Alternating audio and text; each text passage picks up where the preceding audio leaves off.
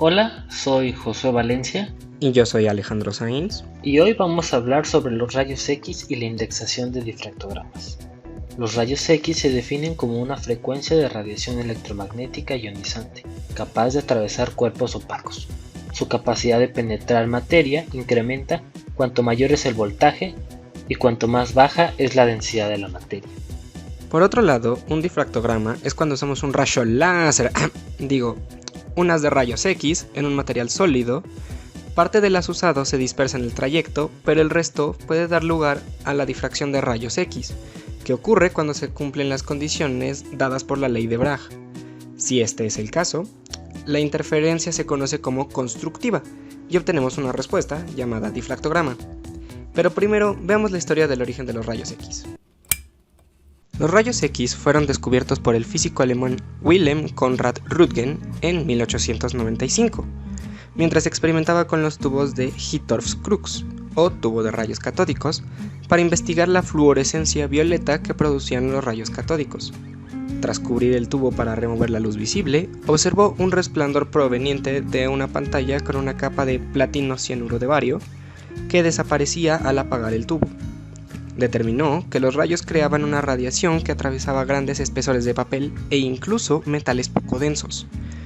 Usó placas fotográficas para demostrar que los objetos, dependiendo de su espesor, eran transparentes ante los rayos X, y realizó la primera radiografía humana con la ayuda de su esposa, Anna Bertha Ludwig, a quien le pidió que colocara su mano izquierda sobre una placa de metal para poder fotografiarla. Pero entonces, ¿qué son?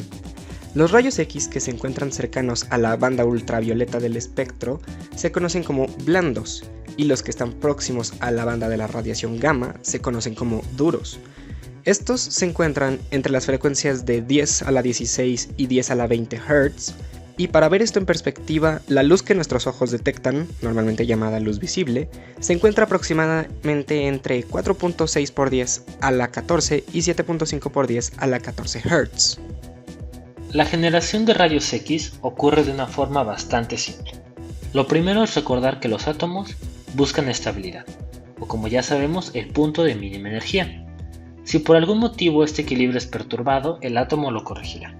Veamos esta imagen, donde a propósito arrojamos un electrón a alta velocidad para que choque con otro electrón cercano al núcleo del átomo. Como se aprecia, de inmediato el espacio vacío es ocupado por otro electrón de la capa superior. Y si nos fijamos en el modelo atómico de Bohr para los niveles de energía, nos podemos dar cuenta que es bastante fácil quitar electrones que se encuentran lejos del núcleo. Y mientras más nos acercamos a este, más difícil es quitarlos de su posición. Es por esto que los lanzamos a gran velocidad con ayuda de unos cuantos miles de voltios. Una particularidad es que la energía sobrante de esta transición, que ocurre de un nivel más alto a uno más bajo de energía, sale en forma de fotón de rayos X. Sin embargo, se requieren muchos fotones y apuntarle a algo tan pequeño es complicado. Así que para facilitarnos la vida, simplemente se coloca un blanco al cual dispararle muchos electrones. Regularmente se usa wolframio, porque tiene un número atómico bastante alto, 74 para ser precisos.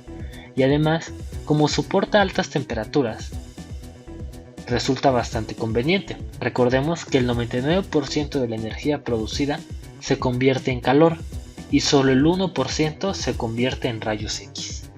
Después de hacer esto tendremos un montón de rayos X saliendo por todos lados, y ya que para utilizarlos hay que enfocarlos en una región específica, colocamos dos placas de plomo con una abertura en el medio, mejor conocido como un colimador, para conseguir por fin un haz de rayos X.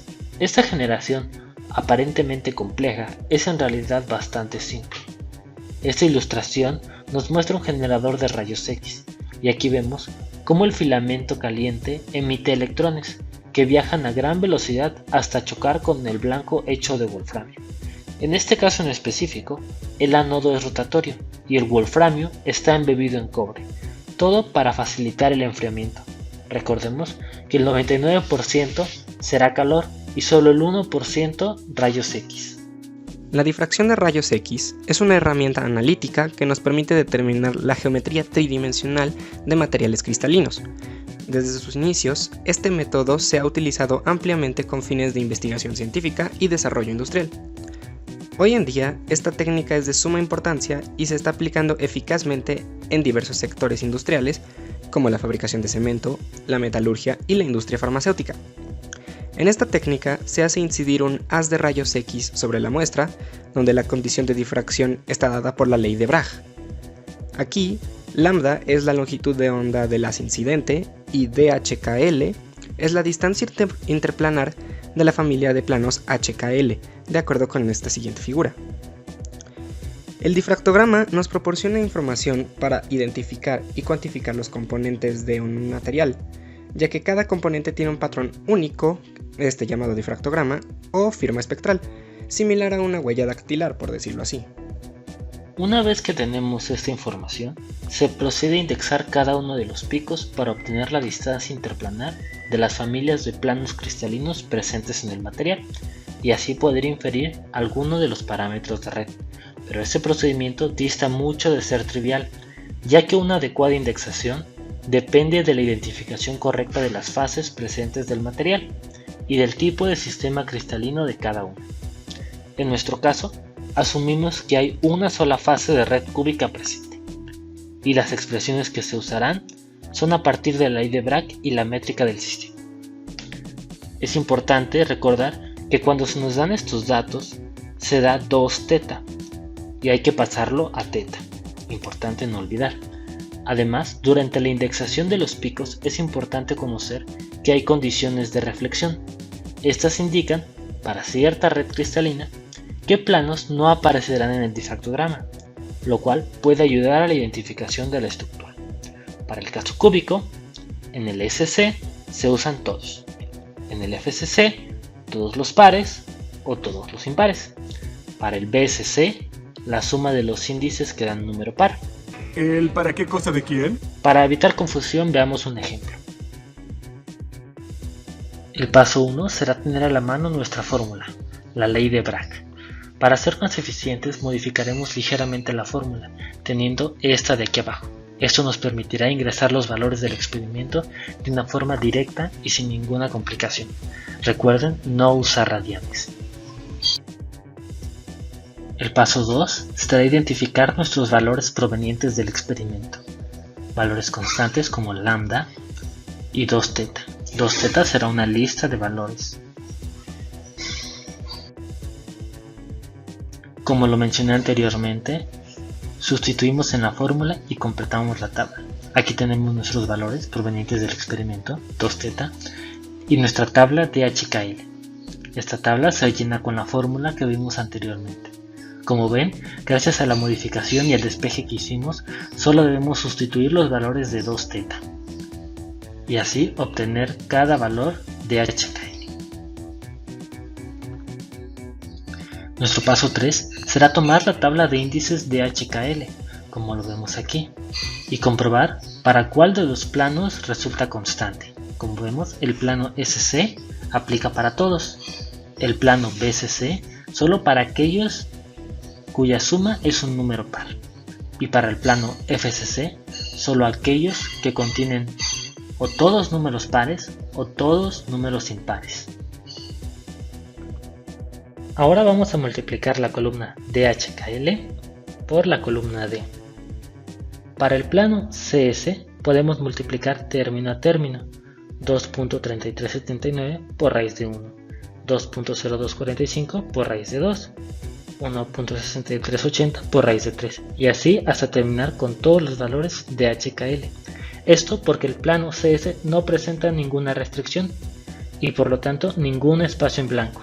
Para el plano BSC sí presentamos restricción y aquí unos espacios en blanco. Simplemente debemos saltarlos. 2.3379 por raíz de 2. Como ven, saltamos el primer espacio. 2.0245 por raíz de 4. Saltamos el tercer espacio. Los resultados se anotan aquí para al final compararlos.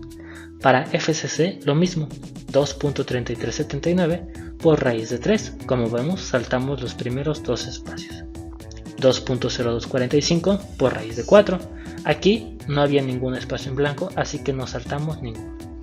Finalmente, comparamos los valores y vemos que el valor que se mantiene constante, o por lo menos más cercano entre sí, es el de FCC con 0.04. Algunas ligeras variaciones y un valor extraño que podríamos decir que fue un error experimental. Como sugerencia, podríamos tener un Excel que haga el trabajo difícil por nosotros para evitar algún error en la operación de los valores. Solo habría que sustituir el valor de lambda y el valor de 2θ.